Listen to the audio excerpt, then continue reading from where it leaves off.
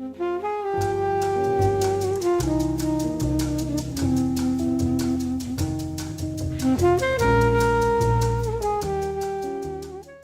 away we go. Podcast number 3 with Ed Raube from Atlantic Beach. Finally, I have someone from Atlantic Beach. Actually on the show. Hey, that's the way to do it.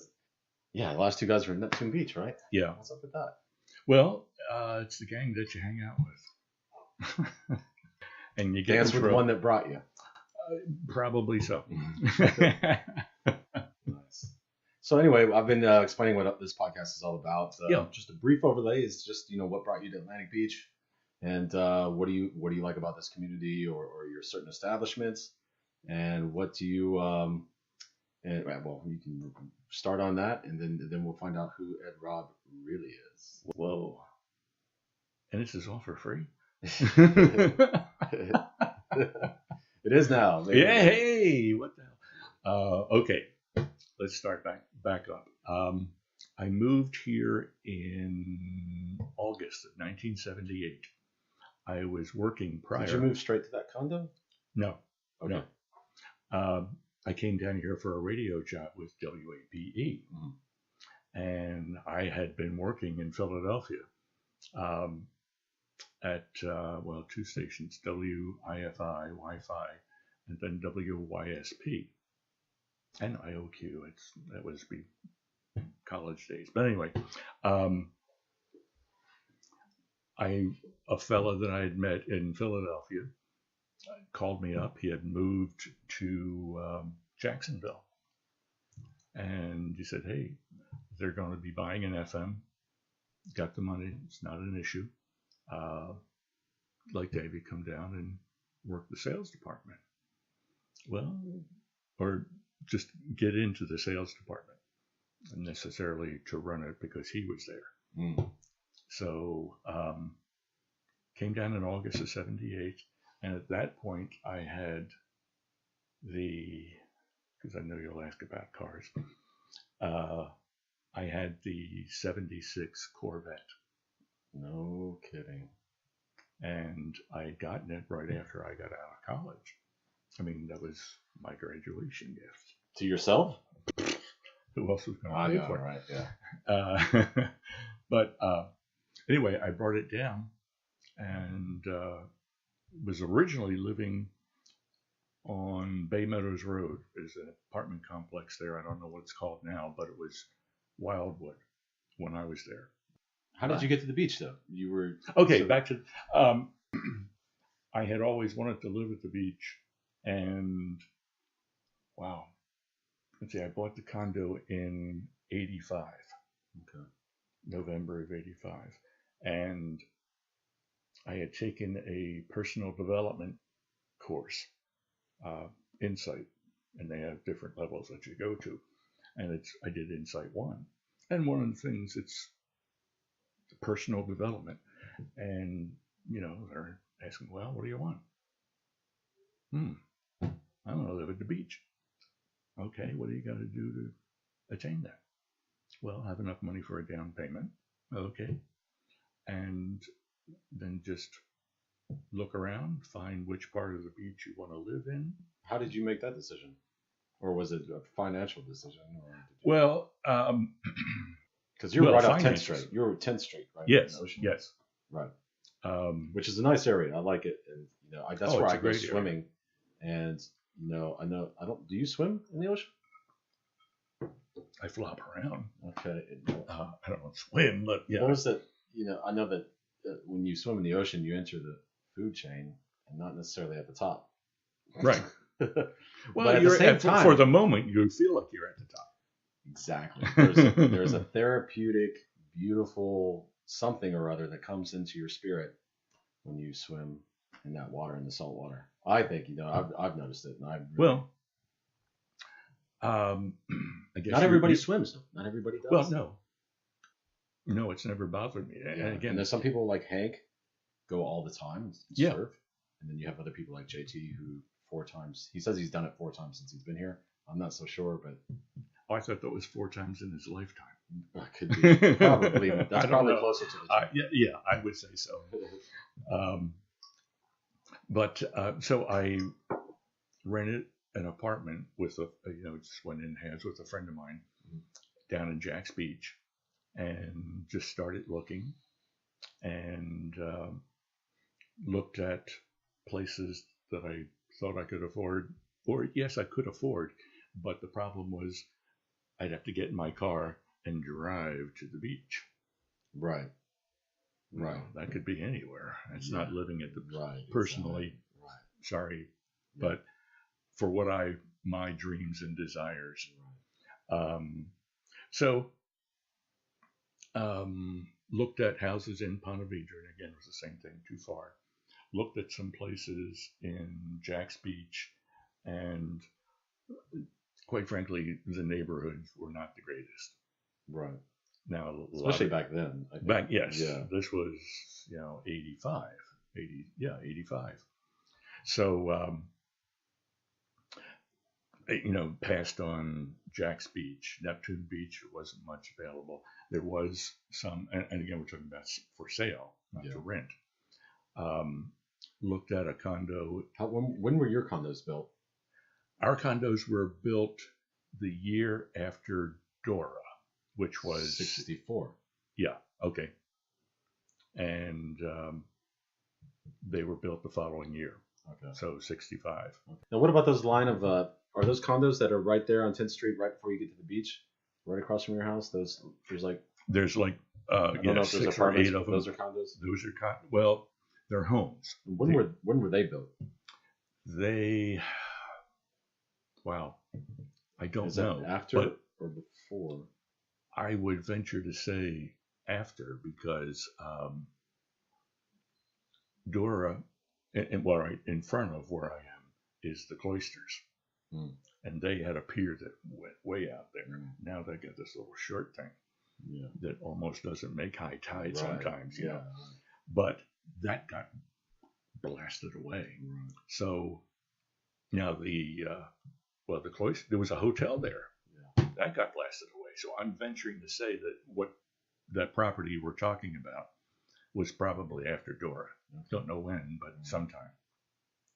And originally, the whole parcel of land from the ocean, which had the hotel, which now has the Cloisters, and then the Sea Place portion, was one piece of property, and the developer was starting oceanfront and built a hotel, then was going to come back and have the condos, and ran out of money.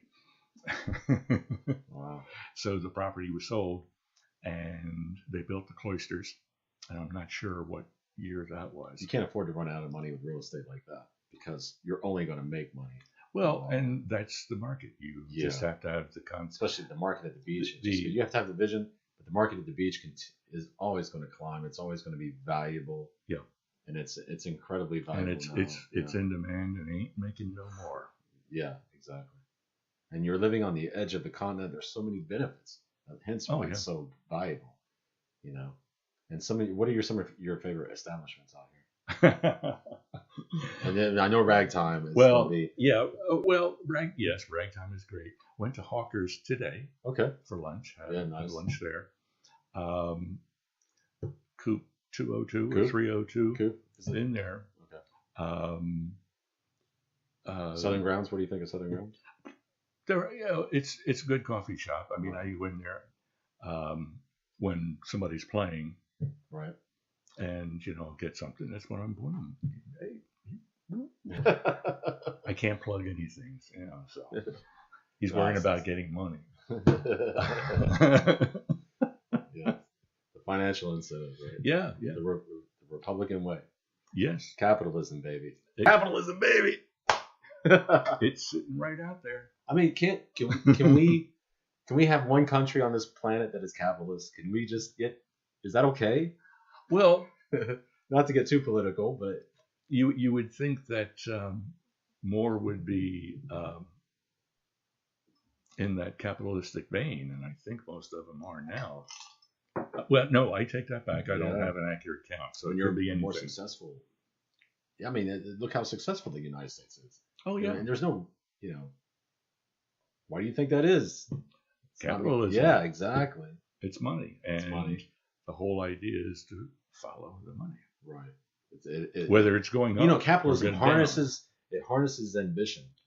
Yeah. And it allows you it motivates you, and it motivates certain people, and it really I don't know, man. It seems so obvious. I don't know how more people can embrace it. Well, because they're being told otherwise by people they college think. professors. Well, yeah. Yeah. And even in high school. Sure. Yeah. Teachers are like that. Right. I mean, they have their own political view, and yes, they're entitled to it, but don't force it on someone. Okay. My kid. Right. If I had one. Getting back to Atlantic Beach. Yeah. Have you been to the cigar bar, the Island Girls? I was in there one time way back when they opened. Okay. But I guess I haven't smoked a cigar in 2 years. Okay. And just got out of the habit. Okay. And JT and I went there a couple weeks ago, and it was my first time going in and purchasing a cigar and smoking it. And we had a nice time, and we met some nice people from out of town. And what about Ocean 60? Are you familiar with that place? Oh yeah. I haven't been in there as much. It's more of an adult. I don't want to say an adulterer, because then that sounds like the main purpose of the bar is adultery. No, he didn't say that. I didn't say it. He edits his stuff in later. Certain people we know. I got it. Did I just say that out loud?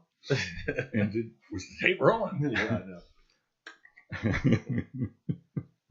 But anyway, the food is very good. Yeah. The restaurant is great. Okay. And they have live music there. They do. Okay. Now, I don't know their schedule, but I've been in there when, yes, they have had live music. Yeah. Because I know you got this live music in Southern Grounds. Of course, Ragtime always has it. And Flying Iguana. Which my only concern about Flying Iguana, which is a lovely establishment, but I find it difficult to get drinks. I mean, you have to have razors on your elbows. Yeah. To fight your way to the bar, and then you gotta, beg for your check and all that. At least that's been my experience there. Did you have a hat on? Empirical data, huh? Did you have a hat on? No. Do I need a hat? Is that what it is? That's it. I thought the bald head. No, the bald head is tough. It's in these days, I think.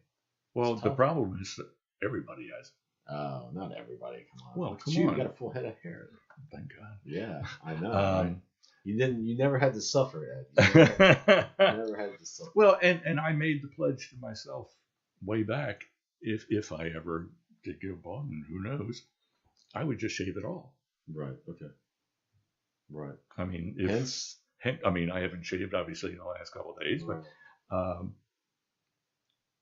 the bald people who do that, shave, motherfucker! Come on. Yeah. Sure. Right. Yeah. To me, it's a thing. It's like you're taking control of the situation. Yeah. You know what I mean? And then you embrace it wholeheartedly, and you practice radical self-acceptance, and you embrace it. And I've learned in my experience, if you are confident, the women still respond. It's not a drawback. It doesn't have to be. Oh well, you know what hey, I mean? It really doesn't have to be. I'm and these days, happy to hear that. Yeah, shaving it. Oh yeah. And in fact, maybe I don't know. One day maybe I'll have Frank on the podcast. But I know he lives in. I'm primarily Neptune Beach, Atlantic Beach. Okay. He's kind of outside that vein, so yeah, he's not one of us. But he'd go into the whole real estate. Hey, Frank, I was only kidding. He is a good guy though. He sold my house. Oh, that's right. Yes, that's you worked with him, right? Yeah. And JT is also a real estate with JT Leachman, and then But and we have the same circle of friends, and you and I have been friends for what? Wow. We've known each other a long time now, right? 15, 20 years? 15? Well, I don't know if it's 20, but it's not close. But we just knew each other peripherally for a long time. Yeah, that was one of the early rolling kits that I got. It wasn't until I moved out to the beach. Right, that's right. You came and played with my band in the studio. Yeah. And I brought the whole thing. Right. Did you? Wow. Did you really? but I don't even it's remember. not. That was a TD7, Okay. and there are upgrades in between. Yeah. Well, back then. I mean, come on. Right now, It was good back then. It was the hey, it was the latest and greatest. Yes. Right? Yeah. But it's always getting upgraded. So Right. Do you still have those recordings? I'm sorry. I would have to look. Okay. I don't know. You should look, man, because I'd like to hear them. Yeah. I mean, we did like some jazz stuff. Yeah.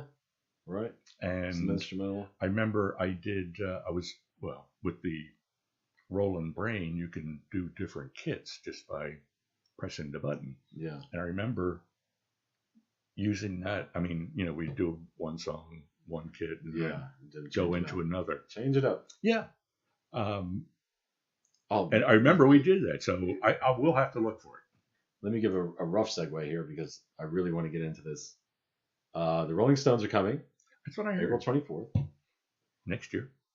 Tickets are whatever they are. I mean, it's the Stones, so in fact, I love this. I love the Stones. I love not every song, of course. I think some songs need some help, of course, but they've done so many songs. Of course, that's going to be the case, right? But you got Brown Sugar, Give Me Shelter, just a satisfaction. Well, they put out 12 albums. Mother's Little Helper, yeah. I mean I ones, can't go down the list, 60s, but I know there were 12. Early 70s, and they saw some stuff from the blues, the black blues players. But I think that influenced but a lot of people. Yeah, Led Zeppelin, a lot of people were influenced and had direct rip-offs of those guys, But and the Beatles were. It's kind of interesting to see that they're still going strong. But you were in radio, and I know a little bit about this story, but I want you to say it here because I love it. It's fantastic. So, okay, lay it on me. The program director of the radio station, and big guy. Anyway, he lived in the same apartment building that I did. So I got to know him, a lot better than even just at work. Right on. And so I get a phone call, and he says, "Hey, Stones are in town. You want to go?" And we had been out, drinking and shit. So, we knew each other well. I said, "Hey, cool. Yeah. Yeah. So he says, "Well, meet me downstairs," because ours was a 20-story building. And he says, "Meet me downstairs at 12 noon or whatever it was." I said, "Cool." Then for the next day, I think it was a Friday or was it a Saturday? Don't remember that much. But so Saturday, 12 noon, get my, I don't even know what I took. I mean, just me. Yeah. And went down to the lobby and the big guy, Big Tony, Big Al, went by Big somebody. Anyway, we walk outside. There's a limo. And you got to remember, this is back in 81, so you didn't see that many flashing around. Right. And the black limo type. And they sent the limo for you, right? Yeah. For me and Big. Right. It's because you're affiliated with the radio station and they want to make nice with right, exactly. Right? They want the music played. Yeah. When the music's played, it's sold. Right. Naturally. So we jump in the limo. That's terrific, man. Oh, hey. I was totally surprised. Yeah. Maybe Big was used to it, but humble me. Yeah. I'm not quite starstruck a little bit. Yeah. Yeah. I mean, it was a blast. Hey, man, who wouldn't be? I mean, that's a terrific position to be in.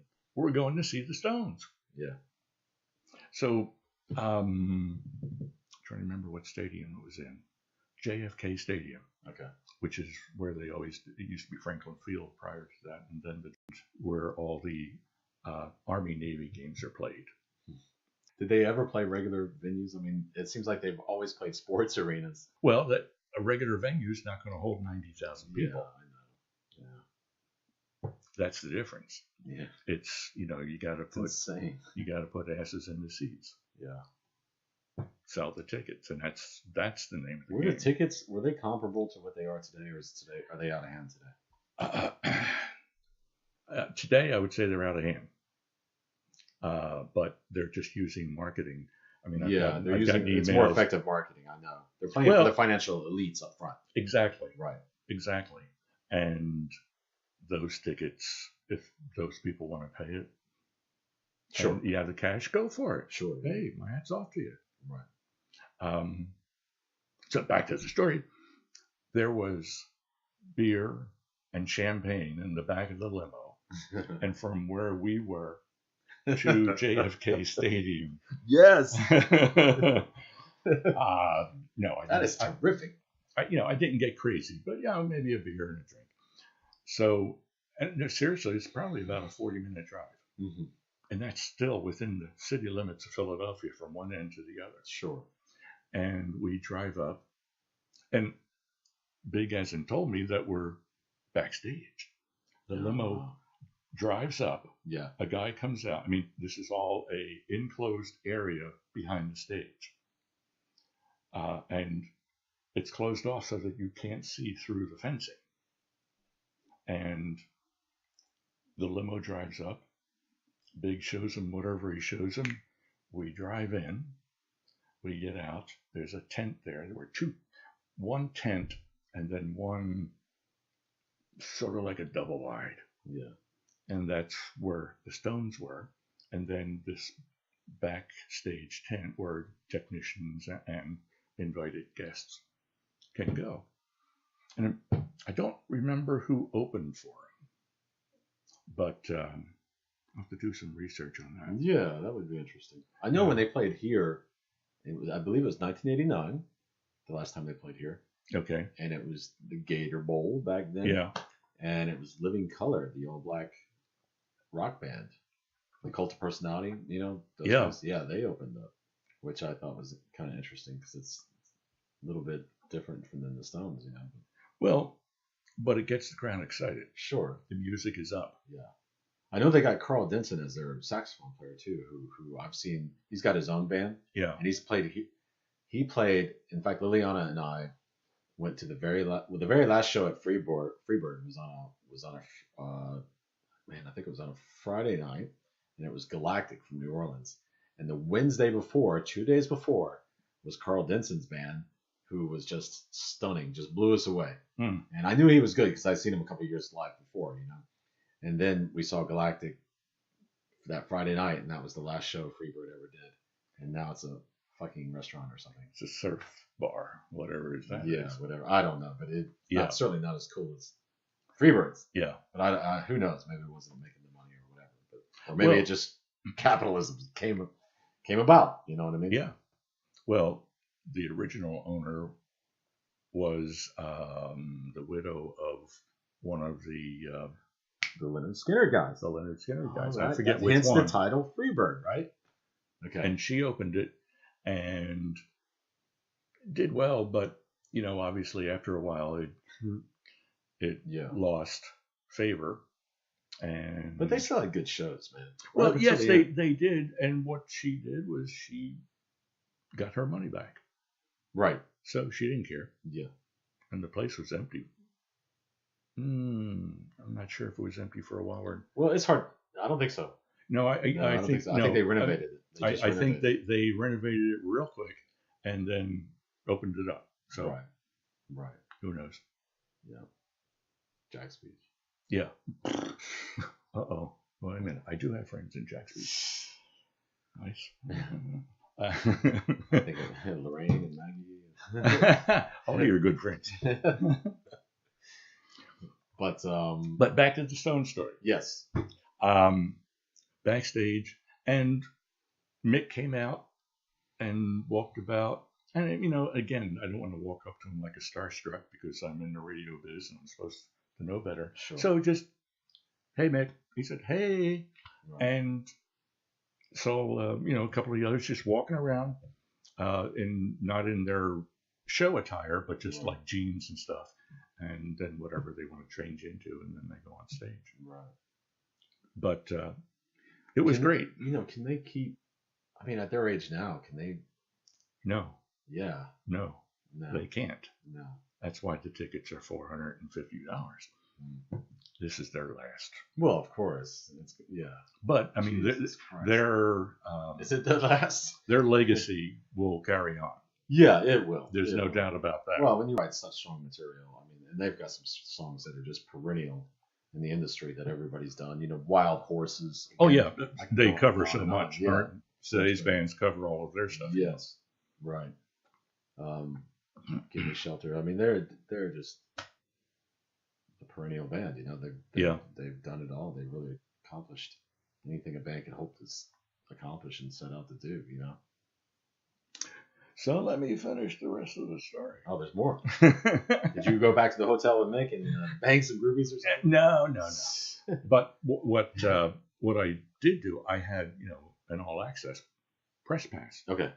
So I mean, yes, I'm backstage hanging out with Stones, but there's 90,000 people on the other side of that wall. Right on.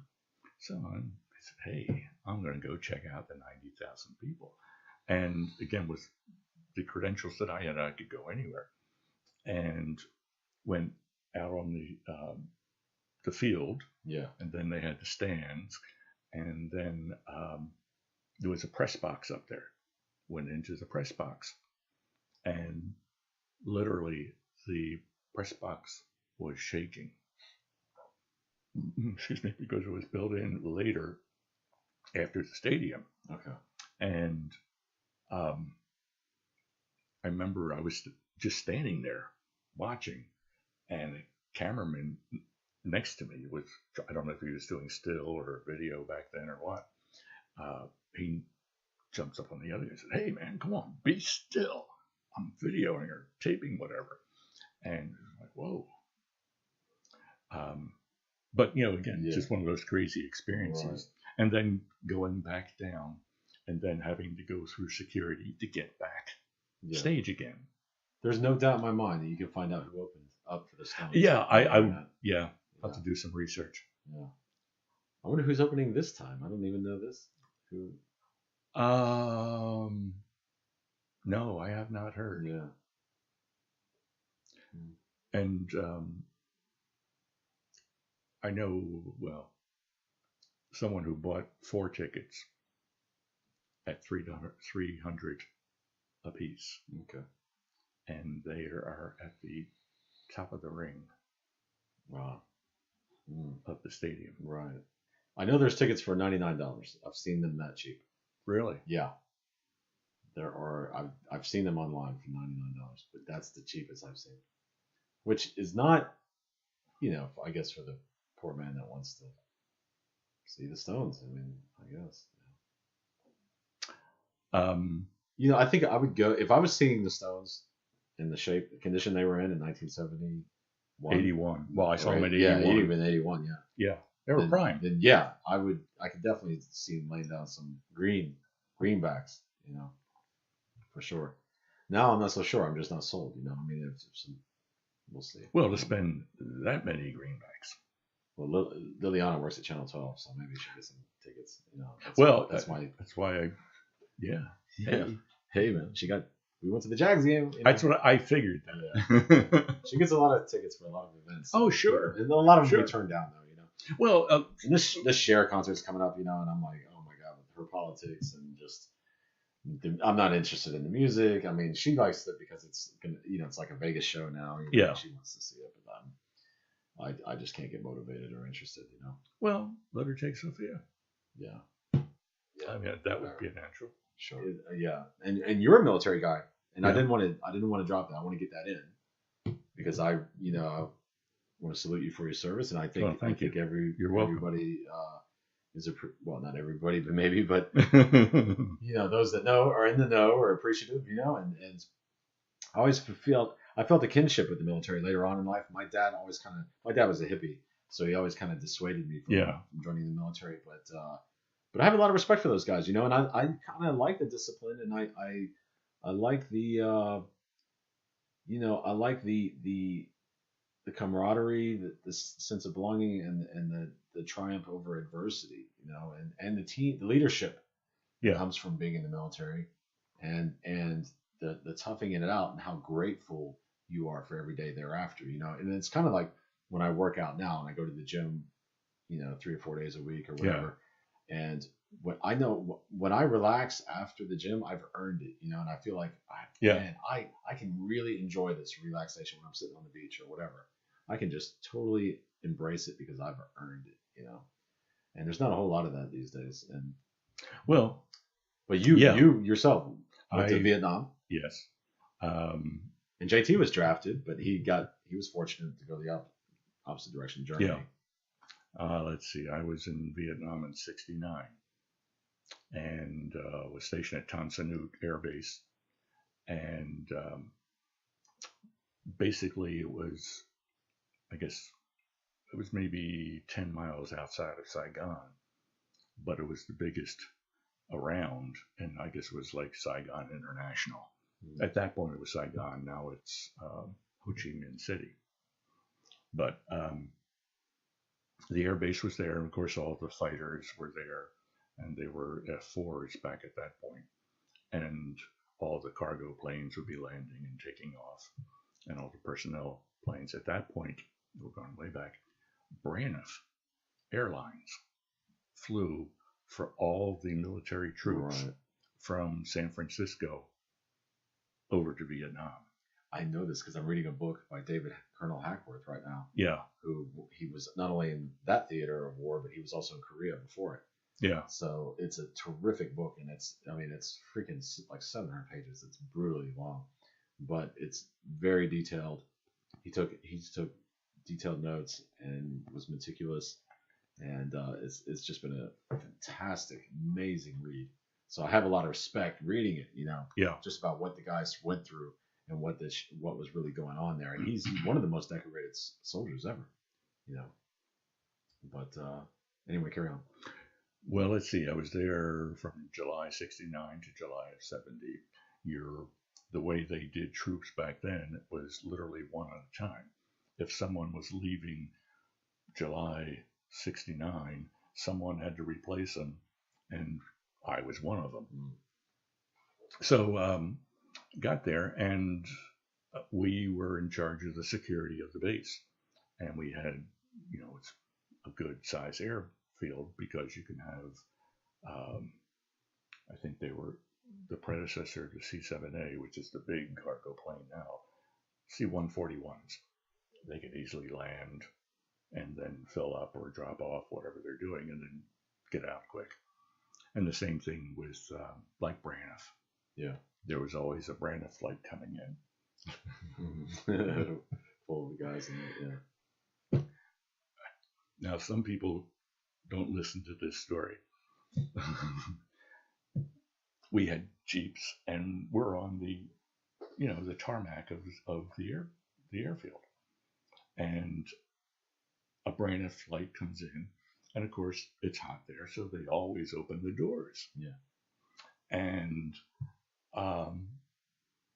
get a call on we had radios to be able to keep in communication, and one guy calls back and says, "You gotta go over and look at the tail on Braniff 607.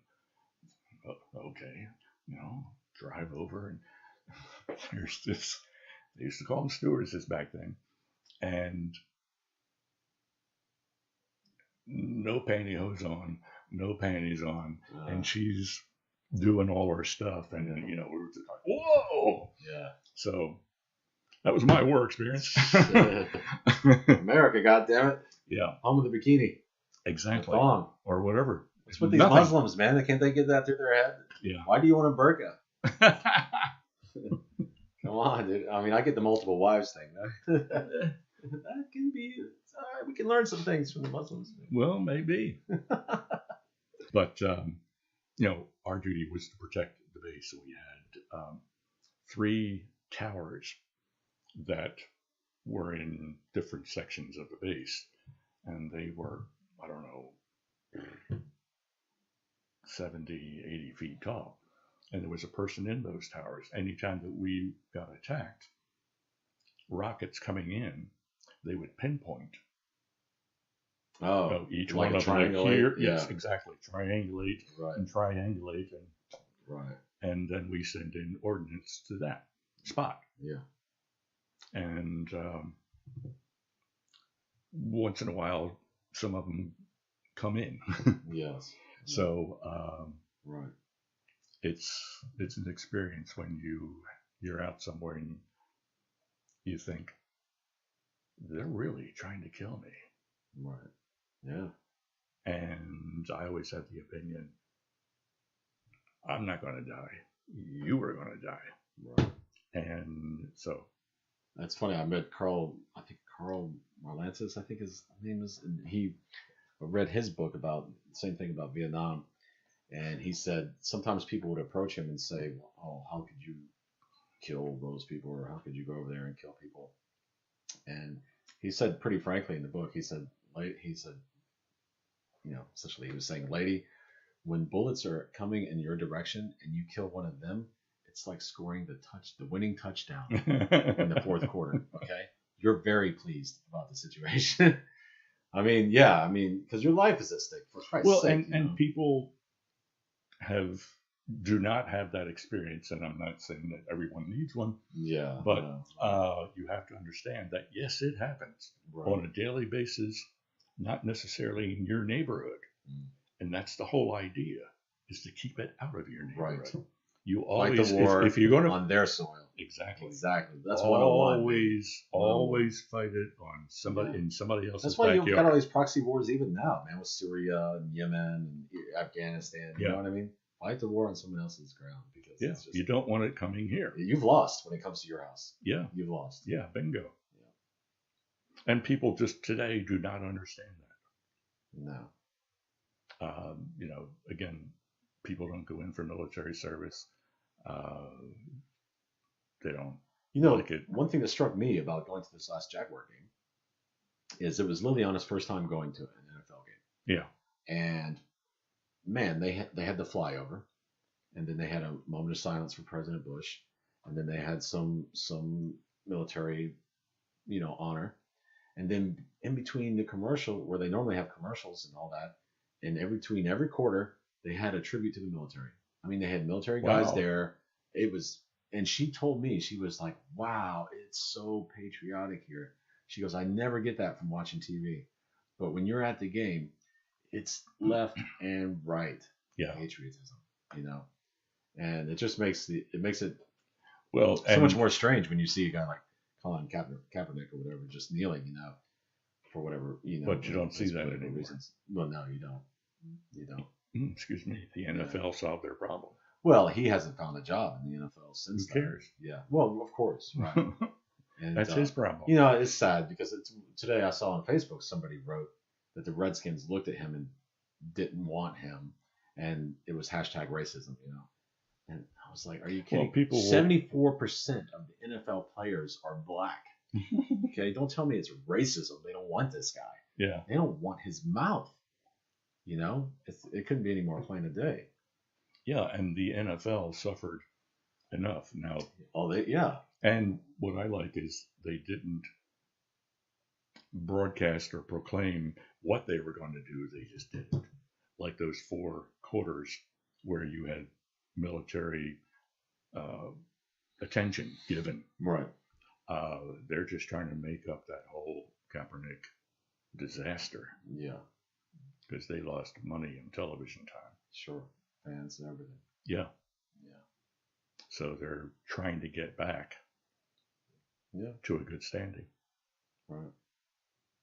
I should. Is there anything else you'd like to add about Atlantic Beach, Ed, or your feelings about the community or the environment here? Well, hey, it is an absolutely great place to live and to work. It's, there you got a beach, restaurants are everywhere, bars are everywhere. Yeah. You have all the entertainment you could ever look for. And if there's something that you don't have, what was that? I don't know. It may have run out of battery over there. Oh, well, anyway, if there's something that you don't have, you can jump on a plane and go get it or go to it. Right. Whatever you want to do. Yeah. So, and hey, I love the winters. Yeah. I do like a little bit of a change of season because, I've got jackets in the closet that I got an opportunity to wear one. So yeah, I'll do it. and just, and I don't have any socks, but I do have long pants. Flip-flops. I always see you. Are you No, I got shoes tonight. I was coming over. I thought Liliana would pop in and say that. She will be. She will okay. Be. Well, don't yeah, tell you know her. how she is. I know. Hey, been here, done that. Right. Hey, man. Well, thanks for coming by. A pleasure. Hey, anytime. You're a great friend, and I'm so happy that we got a chance to do this, man. Yeah. And I'll get it edited and all done, man. Cool. All right, man. All right. Cool.